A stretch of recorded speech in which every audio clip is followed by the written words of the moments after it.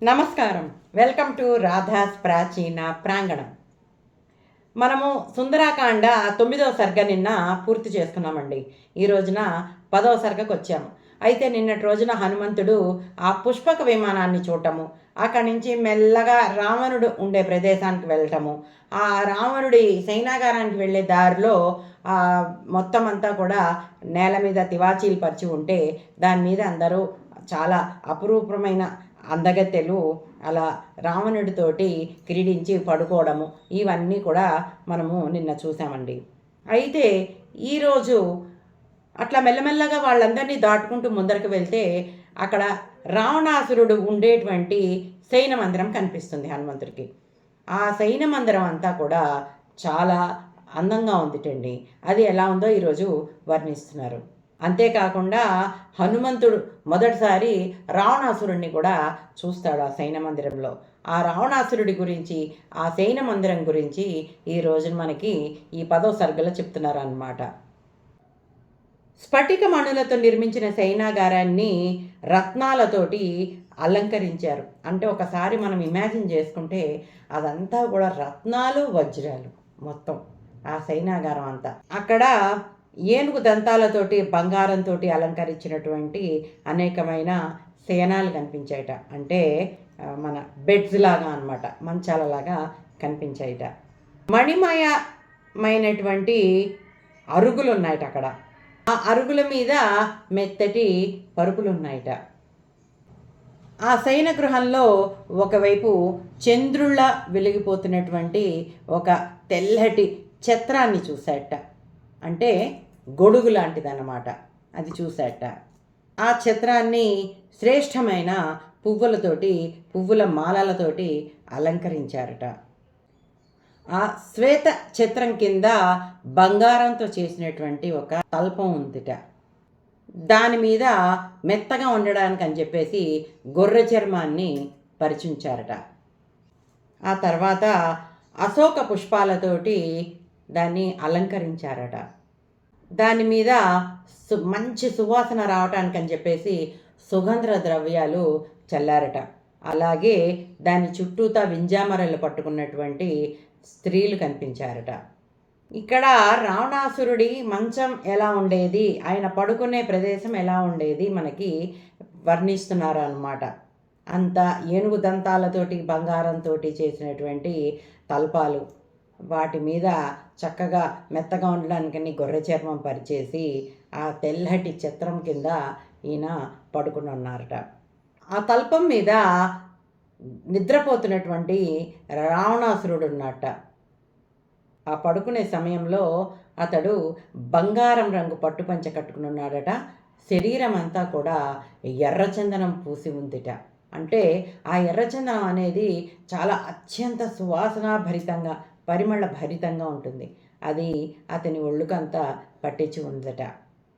అద్భుతమైన ఆభరణాలు ధరించాట. అలసిపోయి ఆదమరచి నిద్రపోతున్నట్ట. అతను నిద్రపోతుంటే అతను ఉచ్ఛ్వాస నిశ్వాసములు పాము బొసకొట్టినట్టుగా ఉందిట. నీలాకాశంలో మెరుపులతో కూడినటువంటి నల్లటి మేఘంలాగా అతడు ఉన్నట్ట. అలా ఉన్న రావణుణ్ణి హనుమంతుడు చూస్తాడు. అతన్ని దగ్గరగా చూద్దామనుకుని కొంచెం ముందరకు వెళ్ళి దగ్గరగా చూద్దామనుకున్న హనుమంతుడు ఒక్కసారిగా వెనకడుగేస్తాడు. అంటే ఇక్కడేదో ఆంజనేయ స్వామి శక్తి తక్కువని కాదండి. ఆ రావణాసురుడికి అంత ప్రకాశవంతంగా, తేజోవంతంగా ఆ రావణాసురుడు వెలిగిపోతున్నాడు అనమాట. అతన్ని చూస్తే ఒక్కసారిగా హనుమంతుడు అంతటి వాడే వెనక్కి జరిగాడట. అయితే కొంచెం దూరంగా వెళ్ళి ఒక ఎత్తైన అరుగు చూసుకుని దాని మీదకి ఎక్కి రావణాసురుడిని మళ్ళీ చుట్ట మొదలుపెట్టాట హనుమంతుడు. ఆ పైనుంచి చూస్తున్న హనుమంతుడికి రావణాసురుడు అసలు ఒక మదపుటి ఏనుగులాగా కనిపించాట. అంతేకాకుండా ఒక పెద్ద మినుముల రాశిలాగా ఉన్నట్ట అతను. అయితే ఇప్పుడు అతని ఆకారం ఎలా ఉందో వర్ణిస్తున్నారు. రావణాసురుడు అసలు ఎలా ఉన్నాడు, శరీర అవయవాలు ఎట్లా ఉన్నాయనేది చెప్తున్నారన్నమాట. అతడి భుజాలు ఇంద్రధ్వజాలలా ఉన్నాయట. అంటే స్తంభాలలాగా ఉన్నాయట. భుజాల మీద ఏనుగు దంతాలతో కుమ్మినటువంటి గాయాల మరకలు, అలాగే విష్ణు చక్ర ప్రహారాల గాయాల మచ్చలు ఆ భుజాల మీద ఉన్నాయట. అతడి బాహువులు, చేతులు, అరచేతులు, వేళ్ళు, గోళ్ళు అన్నీ చాలా ఉత్తమమైన లక్షణాలను కలిగి ఉన్నాయట. అతడి బలిష్టమైన బాహువులు ఏనుగు తొండాల్లాగా యక్ష పన్నగ గంధర్వులను, దేవదానవ మానవులను పీడించినటువంటి ఆ బాహువుల వైపు హనుమంతుడు ఒకసారి గౌరవంగా చూస్తాడట. అంటే ఇట్లా బలిష్టమైన ఆ బాహువుల్ని చూసి గౌరవంగా చూస్తాడట.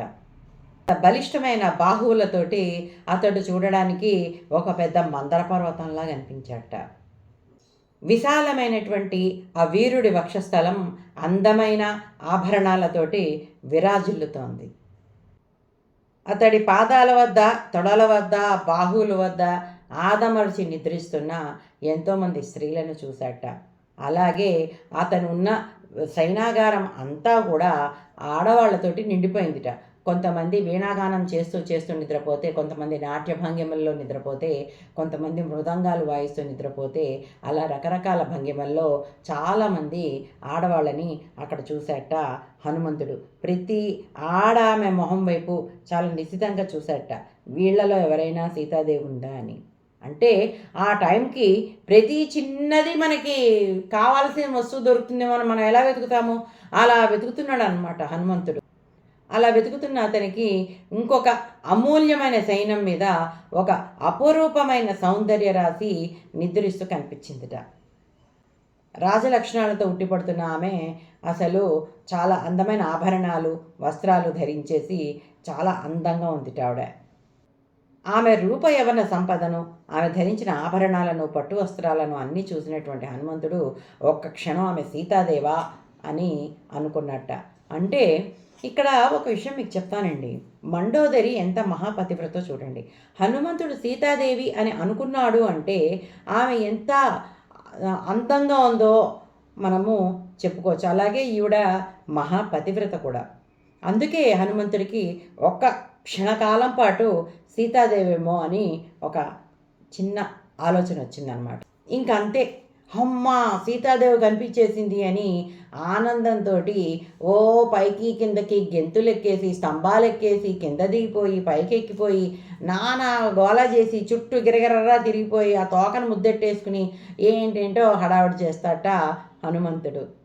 వానరుడు కదండి, ఆ వానర స్వభావాన్ని, ఆ చపలత్వాన్ని చూపించేశాడు. చూడగానే సీతాదేవి అని ఒక కంక్లూషన్కి వచ్చేసి గబగబగా గోల సంతోషంతో ఎగిరి ఆనందంతో గెంతులేసి పాటలు పాడి అలా చేస్తాడనమాట. ఆ తర్వాత ఏం జరిగిందో వచ్చే సరుకులో చూద్దాం. అంతవరకు సెలవు.